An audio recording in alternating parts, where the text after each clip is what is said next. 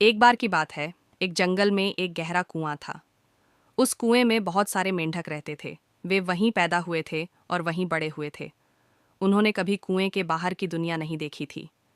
एक दिन कुछ मेंढकों ने सोचा कि क्यों न कुएं से बाहर निकला जाए और देखा जाए कि बाहर की दुनिया कैसी है। उन्होंने बाहर जाने का निश्चय किया, लेकिन कुएं की दीवारें बहुत ऊंची और फिसलन भरी थीं। फिर भी कुछ साहसी मेंढकों ने छलांग लगानी शुरू की। कई मेंढक बार बार कूदे, लेकिन ऊंचाई तक नहीं पहुंच पाए।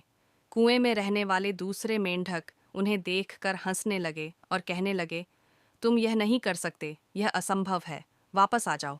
लेकिन कुछ मेंढक हिम्मत नहीं हारे और कोशिश करते रहे।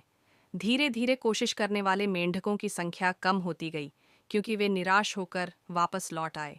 मगर एक मेंढक ऐसा था जो लगातार कूदता रहा, बिना किसी की बात सुने।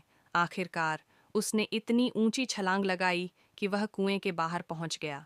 बाहर पहुंचते ही उसने सूरज की रोशनी देखी, पेड़ों को लहराते हुए पाया और पक्षियों को उड़ते हुए देखा। यह नज़ारा देखकर वह बहुत खुश हुआ और सोचने लगा कि बाकी मेंढकों को भी यह सुंदर दुनिया दिखानी चाहिए। जब वह वापस कुएं में आया तो सभी मेंढकों ने उससे पूछा, तुमने दूसरों की बात क्यों नहीं सुनी? तब पता चला कि वह मेंढक बहरा था। उसे सुनाई ही नहीं दिया कि लोग उसे मना कर रहे थे।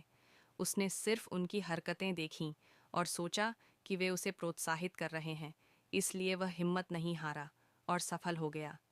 कभी कभी लोग आपको नीचे गिराने की कोशिश करेंगे, लेकिन अगर आप उनके नकारात्मक शब्दों पर ध्यान न देकर अपने लक्ष्य पर फोकस करेंगे तो सफलता ज़रूर मिलेगी।